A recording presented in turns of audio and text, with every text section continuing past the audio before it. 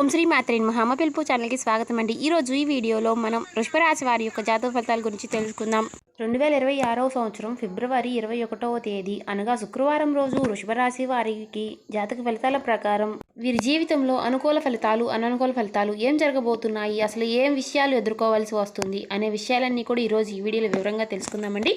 ఈ వీడియోని ఎక్కడ కూడా స్కిప్ చేయకుండా మీరు చివరి వరకు చూస్తేనే మేమేం చెప్తామో మీకు పూర్తిగా అర్థమవుతుంది. అలాగే మన ఛానల్ని ఇంకా ఎవరైనా కొత్తగా చూసేవారు సబ్స్క్రైబ్ చేసుకొని వాళ్ళు ఉంటే దయచేసి సబ్స్క్రైబ్ చేసుకొని మాకు సపోర్ట్ చేయండి. అలాగే వివరాల్లోకి వెళ్ళిపోదాం. వృషభ రాశి అనేది రాశి చక్రంలో 2వ రాశి. కృతిక 2, 3, 4 పాదాలు, రోహిణి 1, 2, 3, 4 పాదాలు, మృగశిర 1, 2 పాదాల్లో జన్మించిన వ్యక్తులు వృషభ రాశి కిందికి వస్తారు. ఈ రాశి యొక్క అధిపతి శుక్రుడు. ముందుగా వీరి యొక్క వ్యక్తిత్వాన్ని మనం గమనించినట్లయితే కనుక వృషభ రాశి వారు దృఢ సంకల్పంతో కార్యాచరణ శక్తిని కలిగి ఉంటారు. అనుకున్నది సాధించేంత వరకు నిద్రపోని మనస్తత్వం కలవారై ఉంటారండి. ఈ రాశి వారు ఏదైనా సరే చేయాలి అనుకుంటే మాత్రం ఖచ్చితంగా దాన్ని ఏదైనా సరే సాధించి తేలుతారు. ఎన్ని అడ్డంకులు వచ్చినా సరే వాటినన్నింటినీ కూడా ఎదుర్కోవడానికే ప్రయత్నిస్తూ ఉంటారు. వీరు అలాగే చిన్నప్పటి నుంచి కూడా ఎన్నో కష్టాలు పడి బాధలు పడి కుటుంబం యొక్క బరువు బాధ్యతలన్నీ కూడా వీరిపైనే పెట్టుకుని వీరు ఎన్నో సమస్యల్ని ఎదుర్కొంటూ వచ్చారండి. అలాగే ఈ రాశి వారి యొక్క గుణగణాలు కనుక చూసుకున్నట్లయితే ఈ రాశి వారికి చాలా మంచి మనస్తత్వం కలిగి ఉంటారు. ఎవరైనా సరే ఆపదలో ఉంటే మాత్రం నేనున్నాను అనే భరోసా ఇస్తూ ఉంటారు. కానీ వీరికి అందరూ కూడా వీరి యొక్క ఎదుగుదలని చూసి అందరూ ఓర్వలేని యొక్క గుణాన్ని కలిగి ఉంటారండి. వీరికి అందరూ కూడా ఎక్కువ స్నేహితులు కూడా చెడు చేయాలని కలిగిస్తూ ఉంటారు. అంటే ఒక మాటలో చెప్పాలంటే వీరు ఎదుగుదలను చూసి ఓర్వలేక వీరిని ఎప్పుడూ కూడా కిందకి లాగాలని వీరి నాశనాన్ని కోరుకుంటూ ఉంటారని చెప్పుకోవచ్చు. కానీ ఈ రాశి వారు అందరినీ ఇట్టే నమ్మేస్తూ ఉంటారు. అందరినీ నమ్మేసి వీరి యొక్క కష్ట సుఖాలన్నీ అందరికీ చెప్పుకుంటూ ఉంటారు. కానీ ఎదుటివారు మాత్రం వీరిని నమ్మించినట్లు నమ్మించి వీరి దగ్గర ఒకలాగా వీరి వెనకమాల ఒకలాగా ఉంటూ ఉంటారండి. వీరి విషయాలన్నీ చెప్పుకుని వేరే వాళ్ళ దగ్గర చెప్పి ఎగతాళి చేస్తూ నవ్వుకుంటూ ఉంటారు. కాబట్టి ఈ రాశి వారు ప్రతి ఒక్క విషయము గుర్తుపెట్టుకోవాలండి. ఎందుకంటే మీరు అందరినీ నమ్మడం వల్ల మీరు అందరి దగ్గర మోసపోవడం అనేది జరుగుతుంది. ఈ రాశి వారు చిన్నప్పటి నుంచి ఎన్నో కష్టాలు బాధలు పడ్డారు కాబట్టి వాటన్నిటికీ సమాధానాలు దొరికే రోజులైతే రానే వచ్చాయండి. ఇక సుఖపడే యోగం అనేది కలగబోతుంది. ధనయోగంలో కానీ డబ్బు సమస్యల్లో కానీ ఇలా ఏ విధంగా అయినా సరే వీరికి అదృష్టం అనేది కలగబోతుందనే చెప్పుకోవాలి. ఈ రాశి వారు ఉద్యోగస్తులు కానీ వ్యాపారస్తులు కానీ విద్యారంగంలో ఉన్నవారు కానీ లేదైనా సరే ఏ రంగాల్లో ఉన్నవారికైనా సరే రేపటి రోజు నుంచి అన్ని శుభ ఫలితాలే కలగబోతున్నాయనే చెప్పుకోవాలి. ఈ రాశివారు ఎవరైతే ఉద్యోగస్తులు ఉన్నారో మీ ఉద్యోగ జీవితంలో మీ పై అధికారుల నుంచి మీరు మంచి ప్రశంసలు అయితే పొందుకోబోతున్నారు. కాకపోతే మీతోటి ఉద్యోగస్తులు మిమ్మల్ని మీ పై అధికారుల నుంచి చెడు చేయాలని చూస్తున్నారు. వారి విషయంలో మీరు కాస్త జాగ్రత్తగా ఉండి ఆ సమస్యలకి మంచి పరిష్కారం అనేది ముందుగానే కనుక్కొని వారు ఎవరు అని తెలుసుకుని వారితో మీరు కాస్త దూరంగా ఉంటూ అంటే మంచిగానే ఉంటూ దూరంగా ఉండడం మీకు చాలా మంచి జరుగుతుంది. అలాగే వ్యాపారస్తులు ఎవరైతే ఉన్నారో మీ వ్యాపార జీవితంలో మీరు కొన్ని మెలకువలు నేర్చుకుంటారు. అదేవిధంగా కొన్ని నష్టపోయే అవకాశాలు కూడా ఉన్నాయండి. మీ తోటి వ్యాపారస్తులతో మీరు కాస్త దూరంగా ఉండటం జాగ్రత్తగా ఉండడం అనేది చాలా మంచిది. వారు మీతో ఉంటూనే మిమ్మల్ని మోసం చేయాలని చూస్తున్నారు. అలాగే మీ ఇరుగు పొరుగు వారితో మీరు కొన్ని చిన్న చిన్న సమస్యలు గొడవలు జరిగే అవకాశాలు కూడా ఉన్నాయి. కాబట్టి మీరు ఒక మాటలో చెప్పుకోవాలంటే ఎవరితో ఏ విధంగా ఉండాలి, ఎవరితో ఏ విధంగా మాట్లాడాలి అనే విషయాన్ని మీరు గుర్తుపెట్టుకొని ఎవరితో ఏం చెప్పాలి అంటే అందరినీ నమ్మేసి అందరికీ మీ విషయాలన్నీ చెప్పుకోవడం వల్ల మీరు అందరి దగ్గర చులకన అవ్వే అవకాశాలు కనిపిస్తున్నాయి. కాబట్టి మంచి చెడులు అనేవి ఉంటాయి. కాబట్టి తెలుసుకుని మీరు మాట్లాడడం వల్ల మీకు అన్ని సమస్యలు కూడా తొలగిపోయి మంచి రోజులు అనేవి రాబోతున్నాయి. మీకు ధన ద్వారాలు అనేవి తెరుచుకోబోతున్నాయి. లక్ష్మీదేవి యొక్క రాక అనేది జరగబోతుంది. అలాగే మీకు ఆ పరమేశ్వరు యొక్క ఆశీస్సులు ఎల్లప్పుడూ కూడా మీకు తోడుగానే ఉంటాయి.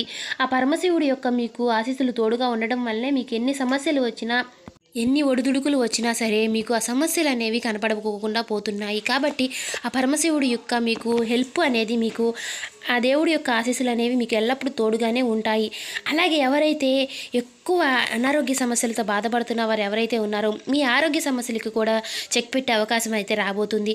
అనారోగ్య సమస్యలతో బాధపడేవారు రేపటి రోజు నుంచి మీరు కొన్ని చిన్న చిన్న సమస్యలు ముందుగానే తెలుసుకుని డాక్టర్ని సంప్రదించడం వల్ల అవన్నీ కూడా తొలగిపోయే అవకాశాలు అయితే కనిపిస్తున్నాయండి. అదేవిధంగా మాకేముందిలే మాకేం జరగదు అని అనికేస్తే మాత్రం అవి చాలా పెద్ద ప్రమాదం జరిగే అవకాశాలు కూడా లేకపోలేదు. అలాగే ప్రతిరోజు కూడా ఈ రాశివారు సంధ్యావేళలో దీపం పెట్టుకోవడం వల్ల లక్ష్మీదేవి యొక్క రాక అనేది జరుగుతుంది. ధనద్వారాలన్నీ తెరుచుకుంటాయి. అలాగే మీరు గుమ్మం కుడివైపున ఎద్దు పటం ఉన్నటువంటి ఒక పటంని పెట్టుకుని లక్ష్మీదేవి యొక్క అంటే ఎద్దుతో మనకి లక్ష్మీదేవిని పోలుస్తారు కాబట్టి లక్ష్మీదేవి యొక్క రాక అనేది జరుగుతుంది. నిత్యము కూడా ద్వీప నైవేద్యాలతో లక్ష్మీదేవిని యొక్క ఆరాధించడం వలన లక్ష్మీదేవి యొక్క ఆశీస్సులు మీకు ఎల్లప్పుడూ ఉంటాయి. ధన సమస్యలన్నీ కూడా తొలగిపోతున్నాయి. అలాగే ఈ రాశి వారు ఎవరైతే ఉన్నారో మీరు నిత్యము కూడా శివుని యొక్క అనుగ్రహం అనేది పొందాలి అంటే ఓం నమ శివాయ అనే మంత్రాన్ని వీలైనన్నిసార్లు జపిస్తూ ఉండండి. ప్రతి సోమవారము కూడా వీలైతే శివాలయానికి వెళ్ళండి. వెళ్ళి 11 ప్రదక్షిణాలు కనుక చేసినట్లయితే కాసేపు ఓం నమ శివాయ అనే మంత్రాన్ని జపించుకున్నట్లయితే మీకు ఉన్నటువంటి సమస్యలు, అనారోగ్య సమస్యలు, డబ్బు సమస్యలు అనేవి కూడా తొలగిపోతాం అనేది జరుగుతుంది. ఒక విషయం మాత్రం గుర్తుపెట్టుకోండి, ఏముందులే వీళ్ళు ఇలానే చెప్తారు అని మాత్రం తీసేయకండి. ఏదో ఒక వేళలో ఏదో ఒక సమస్య అనేది ఖచ్చితంగా మీకు జరుగుతుంది. కాబట్టి ఆ సమస్య నుంచి బయటపడాలి అంటే మాత్రం మీరు చిన్న చిన్న పరిహారాలు కూడా పాటించడం వల్లనే మీకు ఆ సమస్యలు అనేవి కూడా దూరం అవుతూ ఉంటాయి. మనకి బ్రహ్మంగారు ఏ విధంగా అయితే చెప్పారో అదే విధంగా మనకు జరుగుతుందండి. చూస్తున్నాం కదా, మనుషులు ఏ విధంగా అయితే చనిపోతూ ఉన్నారో అదేవిధంగా బ్రహ్మంగారు మనకి చెప్పినట్టుగానే జరుగుతుంది. దేవుడు రాసిన రాతలైనా సరే మార్పులు చేర్పులు ఉండవచ్చేమో, కానీ బ్రహ్మంగారి కాల జ్ఞానం ప్రకారం బ్రహ్మంగారు ఏదైతే చెప్పారో మనకి అదే జరుగుతుందనే చెప్పుకోవాలి. అలాగే విద్యారంగంలో ఉన్నవారికి మీరు పోటీ పరీక్షలు ఏవైతే రాసి ఉన్నారో వారికి మంచి ఫలితాలు అయితే రాబోతున్నాయనే చెప్పుకోవాలి. విద్యారంగంలో మీరు ఎవరైనా సరే ఉన్నవారు మీ విద్య మంచిగా పెంపొందించుకోవాలి అనుకుంటే మాత్రం ఈ రాశివారు ఎవరైతే వివాహం కాకుండా వివాహ సమస్యలు అంటే ఇంకా మాకు ఇంత వయసు అయిపోయింది ఇంకా వివాహం కాలేదు అని ఎవరైతే వివాహ గడియల కోసం ఎదురు చూస్తున్నవారు మీకు మంచి గడియలు అయితే రాబోతున్నాయండి. ఈ సంవత్సరంలో మీకు ఖచ్చితంగా వివాహం అనేది జరుగుతుందనే చెప్పుకోవాలి. కాకపోతే మీరు కొన్ని చిన్న సమస్యలు ఉన్నాయి, ఆ సమస్యలన్నీ కూడా తొలగిపోతే ఖచ్చితంగా మీకు ఈ సంవత్సరంలో వివాహం అనేది జరుగుతుందని చెప్పుకోవచ్చు. కానీ మీరు మాకెందుకు ఇలా జరుగుతుంది, మేము ఎన్ని పూజలు చేసినా మాకు అన్నీ వ్యర్థమే అవుతున్నాయి అని మాత్రం అనుకోకండి. ఎందుకంటే మనకి శివుడు ఆజ్ఞ లేనిదే చేమైనా కుట్టదు అన్నట్లుగా దేవుడి యొక్క అనుగ్రహం లేనిదే మనం ఏమీ చేయలేమండి. కాబట్టి మనకి ఆ దేవుడు మీకు ఈ రాశి వారికి శివుడి యొక్క అనుగ్రహం అనేది మీకు ఎల్లప్పుడూ తోడుగా ఉండడం వల్లే మీకు ఎన్ని సమస్యలు వచ్చినా మీకు తెలియకుండానే అవన్నీ తొలగిపోతూ మీకు ఏ రోజు కూడా ఎన్ని కష్టాలు వచ్చినా సరే మీకు ఒకటి కూడా పైకి తెలియకుండా అన్ని మనసులోనే పెట్టుకుని మీకు ఆ సమస్యలన్నీ తొలగిపోకుండా మీరు అనుకున్న పనులన్నీ కూడా సాధించుకుంటూ ఇంతకాలం అనేది గడిచిపోయింది. కాబట్టి ఏ రోజు కూడా మీరు ఎప్పుడూ కూడా బాధపడకుండా మీరు చేసే పనులు ఎప్పుడూ కూడా మీరు చేసుకుంటూ పోతే ఆ దేవుడి యొక్క అనుగ్రహం అనేది మనకి ఎల్లప్పుడూ తోడుగానే ఉంటుందనే చెప్పుకోవాలి. చూశారు కదండి, లక్ష్మీదేవి యొక్క అనుగ్రహం కూడా మనకి నిత్యము కలగాలి అంటే మాత్రం ఖచ్చితంగా సంధ్యావేళలో మార్నింగ్ టైంలో కూడా మీరు దీపం చేసుకోవడం వల్ల దీపం పెట్టుకోవడం వల్ల మీకు సమస్యలన్నీ కూడా తొలగిపోతాయి. ఆ దేవుడి యొక్క అనుగ్రహం అనేది మనకి ఎల్లప్పుడూ కూడా తోడుగానే ఉంటుంది.